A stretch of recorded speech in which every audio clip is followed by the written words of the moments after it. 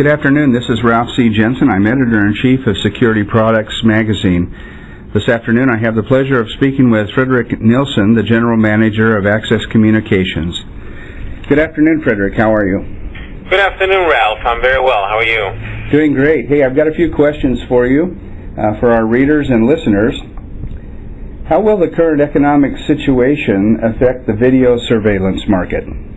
It's a good question. I think in those times everyone thinks about how the economy is affecting different things, and obviously the security market, while some people have said it's recession-proof, it might have been very proof in the last recession because that was caused partly by September 11, and at the time the security was boosted, so actually it became pretty good times for the security market. I think this time the security market is affected a little bit more, and I'd split it up into different verticals, and we can clearly see both retail and banking, and also maybe casinos being affected pretty badly. We can read in the news every day.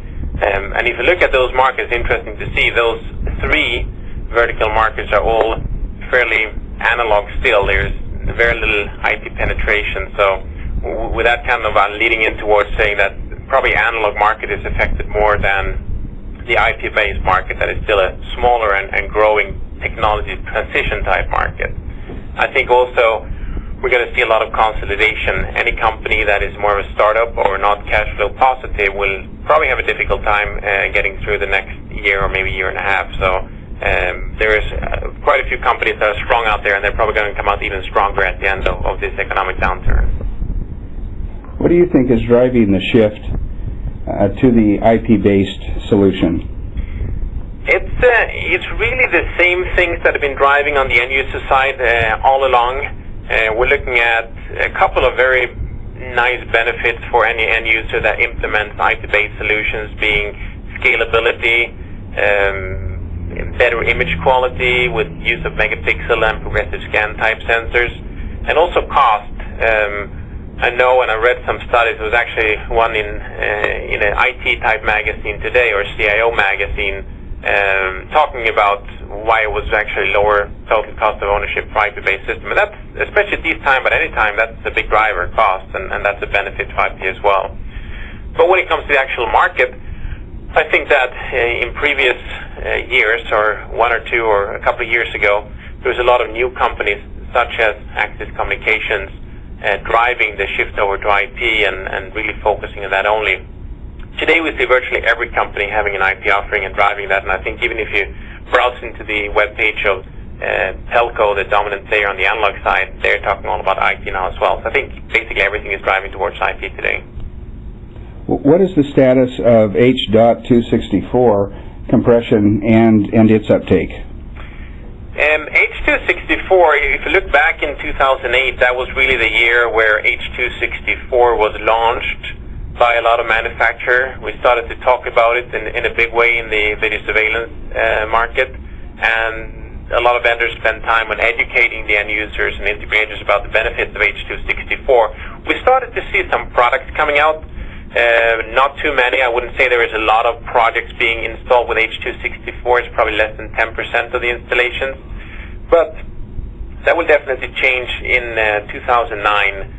Products are there, they're ready, the system, the video management systems are supporting it, and customers are starting to put it into the specs as well.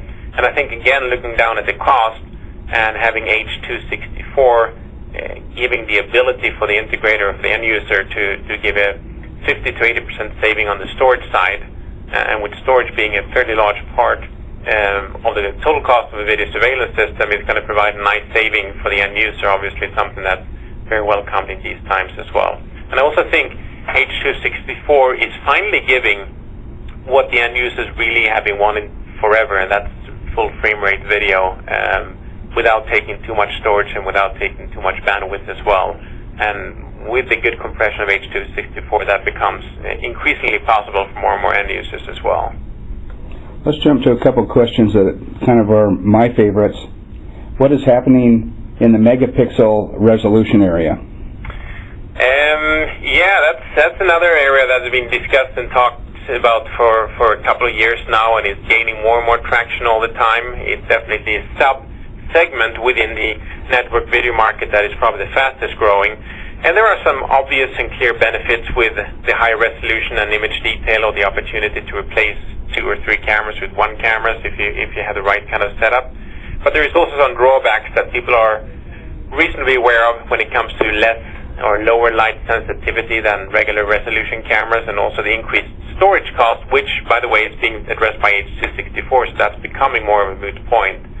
But I think more importantly, megapixels have been kind of a self-invented market where the resolutions have been different between different manufacturers. That is now becoming more and more standardized with the introduction of HD TV type resolutions.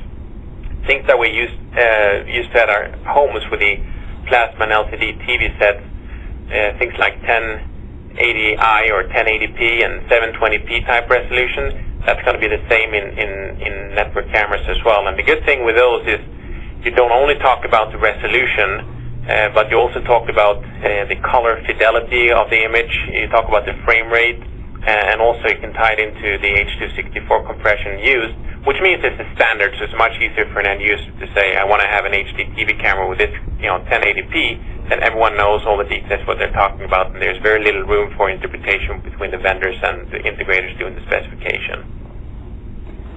What is the status of intelligent video or analytics?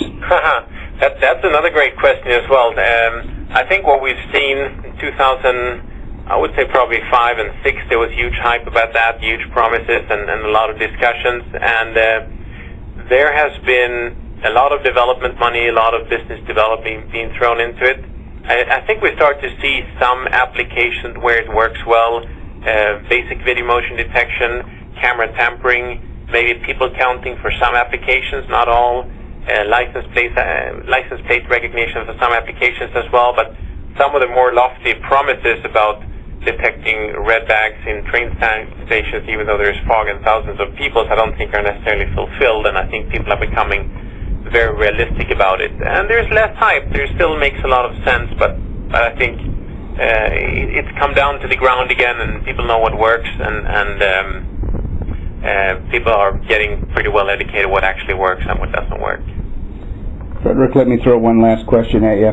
What is the main driver of the technology improvements in the security market today? That's a good question, and when we look at ourselves and talking about, I think the video surveillance market worldwide is a $10 billion market, then I think we can look at the broader scale and see what are other technology markets. And I actually read a study about the consumer market for consumer electronics, and the Consumer Electronics Association said that in 2008 that was a $700 billion market worldwide. So obviously there's a lot more R&D money thrown to that, and you might wonder, is that something that we in our industry are piggybacking on? And clearly, if you look at all our trends when it comes to H.264 compression, when it comes to megapixel, and when it comes to monitors and HD TV, everything that really comes from the consumer electronics market have been used for quite some time. And it's interesting to see how the consumer electronics now is the biggest market that is driving most of the technology development. That used to be the businesses in the 80s and 90s, and maybe in the 70s it was more government and military. But today is really, we as consumers are very large consumers of electronics, and therefore driving a lot of the development.